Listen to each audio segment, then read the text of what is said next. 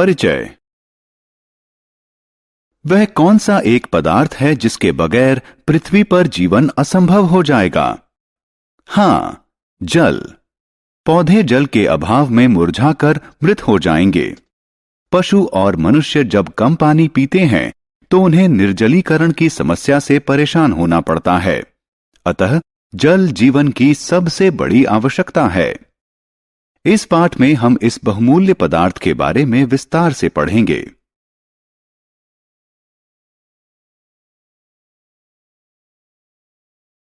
उद्देश्य। इस पाठ के अंत में आप निम्न करने में सक्षम हो जाएंगे: जल के बारे में कुछ सामान्य तथ्य बताने में, जल के गुण बताने में, जल के उपयोग बताने में, जल चक्र की अवधारणा का वर्णन करने में।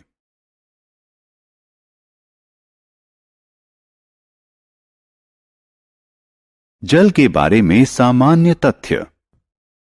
जल सभी सजीव प्राणियों, पादप, पशु, मनुष्य और अन्य जीवों के अस्तित्व के लिए जरूरी है।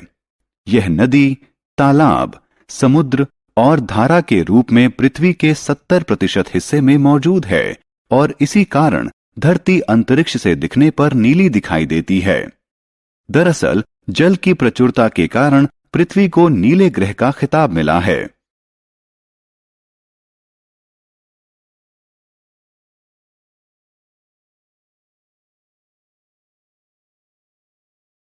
जल के गुण।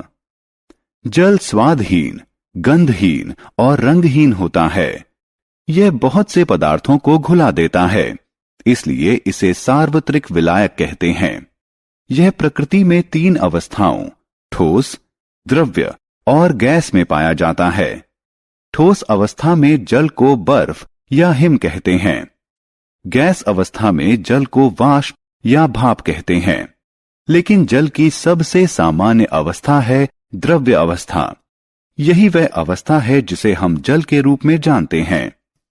जल का एक अणु 2 हाइड्रोजन यानी H परमाणुओं और 1 ऑक्सीजन यानी O परमाणु से मिलकर बनता है। इसीलिए जल का रासायनिक सूत्र H2O से व्यक्त किया जाता है। जल के प्रयोग। हम जल का प्रयोग विभिन्न कार्यों में करते हैं। औसतन एक मनुष्य अपने जीवन काल में 60,000 से 80,000 लीटर तक जल खर्च करता है। जल घरों में पीने, खाना बनाने, नहाने, कपड़े धोने, बागवानी और सफाई करने में काम आता है। सिंचाई की सुविधा से कृषि उपज बढ़ती है और विश्व की बढ़ती जनसंख्या के लिए आवश्यक अनाज उपजाने में सहायता मिलती है।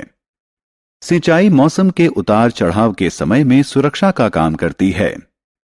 जल का प्रयोग उद्योगों में भी शीतलन की प्रक्रिया में होता है।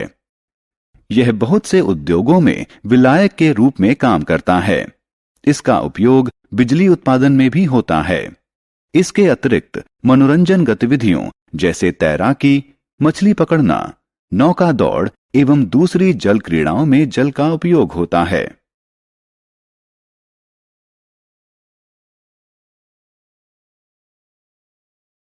क्या सारे जल पीने योग्य होते हैं? पृथ्वी पर उपस्थित 97% जल खारा जल है। अतः यह गृहवासियों, कृषि और उद्योगों के उपयोग के लिए सुरक्षित नहीं है। बाकी बचा 3% जल स्वच्छ जल है, जिसका 2/3 हिम नदियों और ध्रुवों के कोटरों में हिम के रूप में जमा हुआ है। इसका अर्थ है कि पृथ्वी पर उपलब्ध कुल जल का 1% ही हमारे उपभोग के लिए उपलब्ध है।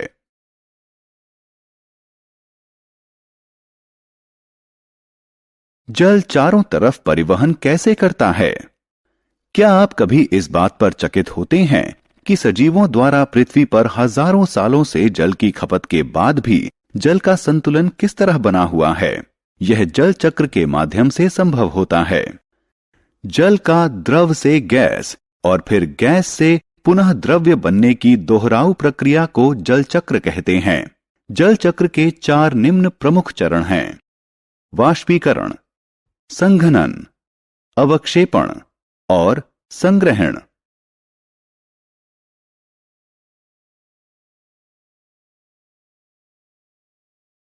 जल चक्र।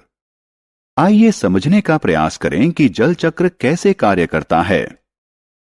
नदियों, समुद्र और महासागर इत्यादि का जल सूर्य की गर्मी से गर्म होकर वाष्प में परिवर्तित हो जाता है। इस प्रक्रिया को वाष्पीकरण कहते हैं।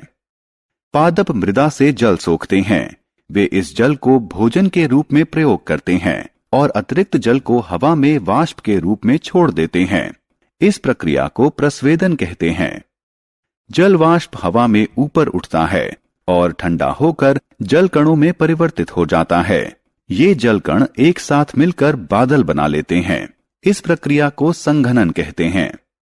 जब बादल बहुत भारी हो जाते हैं तो उनमें स्थित जल कण वर्षा, ओले या बर्फ के रूप में पृथ्वी पर गिर जाते हैं। इस प्रक्रिया को अवक्षेपण कहते हैं। वर्षा, ओले या बर्फ के रूप में पृथ्वी द्वारा प्राप्त जल समुद्रों, महासागरों, नदियों और झीलों में जाता है।